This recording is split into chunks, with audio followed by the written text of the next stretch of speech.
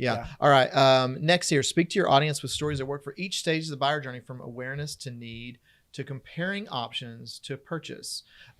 So Michael, I'm going to be honest. I actually didn't have anything pre-prepared to say about this. So we're just going to kind of wing it here. So like in terms of what story does so people are different stages of the buying journey, right? Yeah. So let's take an example and just kind of work through it live here. Like what kind of stories do people need to hear when they don't know about you versus when they know about you and they're not sure, they're comparing options versus down lower in the funnel? That's right. Yeah. I think anytime somebody's doing a pretty generic orientation type of search, for example, in a search engine, they're often looking for definitions and educational content. We'll have an example. Yeah, go ahead. I interrupt you. I'm sorry, but no, it's just kind of we're yeah. kind of literally working this out live. But like, so for weight loss, take the weight loss, like medical weight loss. Mm-hmm. A lot of people are they're not ready for that kind of heavy service yet, but they're doing maybe searches around like weight loss apps or shakes.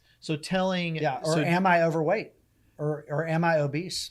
Am I obese? So like doing storytelling, doing content around that kind of upper funnel sort of need, wants, desires would be that kind of story. You don't need to know, like they don't need to hear like, hey, check out this customer that had good success with medical weight loss. Well, they're not ready for that yet. Right. They want to hear about other things. It's not superficial content. It's just content that gets you oriented to some of the things so you can go further and then start to ask some more specific questions to maybe even compare and contrast paths you could go. Right. Yeah. Right.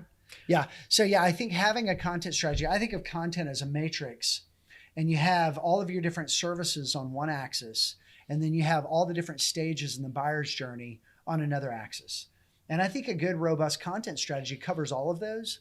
And the way that we back into that pretty comfortably without overthinking it is doing keyword research. And so keyword research is naturally going to fall across all these different service categories, and it's naturally going to cover a lot of different spots on the buyer's journey. And some content's going to apply to multiple steps in the process. And so you can just go in with a strategy of content and say, in this flow of content, every month we're going to do 10 pieces that are high in the funnel and 5 pieces that are low in the funnel. And that's going to be our vertical for that service set. So keyword research is naturally going to take you down this road anyway. But if you have this mindset of an XY axis, all of our services everywhere on the buyer's journey, you're gonna cover all the bases. Love it. Love it.